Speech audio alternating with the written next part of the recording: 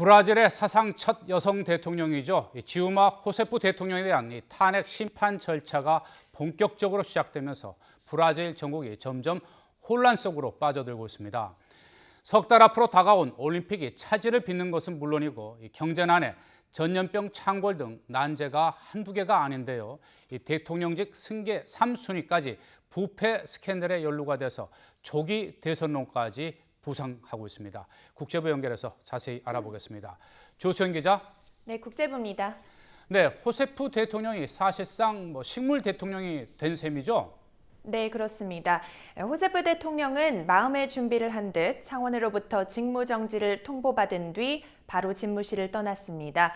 직무정지 기간은 탄핵 심판 절차가 진행되는 최장 180일까지인데요. 심판이 진행되는 동안 미세우 테메르 부통령이 대통령 권한 대행을 맡습니다.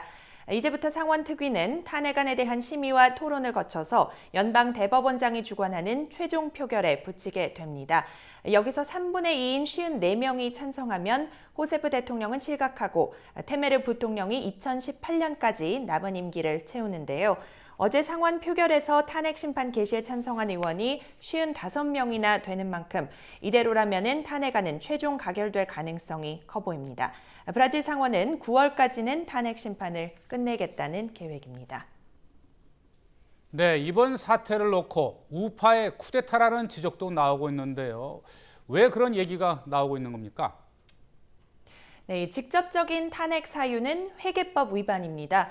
정부의 재정 적자를 감추기 위해 회계장부를 조작했다는 건데요. 다만 근본적으로는 경제난과 정권 부패에 대해 국민이 책임을 묻는 성격이 짙습니다. 잃어버린 지난 13년을 되돌려달라는 건데 탄핵 반대 진영은 대통령이 재정 관리에 대한 책임으로 물러난 전례도 없고 또 혐의도 명확하지 않다면서 우파 세력이 야기한 쿠데타라는 주장입니다.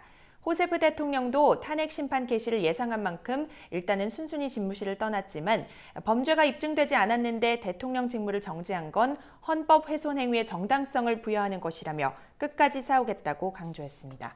잠시 들어보겠습니다. O que mais dói neste momento é a injustiça. O que mais dói é perceber que estou sendo vítima de uma farsa jurídica e política.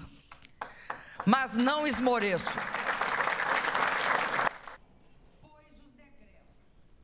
네, 이 리우 올림픽이 석 달도 채 남지 않았는데 굉장히 지금 제대로 잘 치러질 수 있을지도 걱정인데요.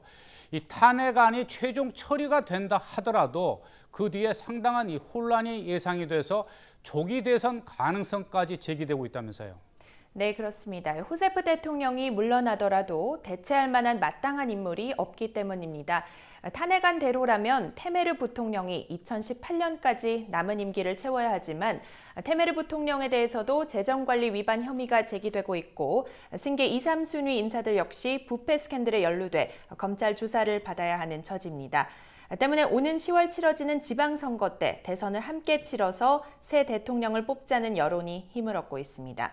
그래서 테메르 부통령에게는 탄핵 심판 기간이 국민의 신뢰를 얻기 위한 기회이자 시험대인 셈인데요. 대통령 권한 대행으로서의 첫 연설 내용 잠시 들어보겠습니다. Como tenho dito ao longo do tempo, que é urgente pacificar a nação e unificar o Brasil. É urgente fazermos um governo de salvação nacional.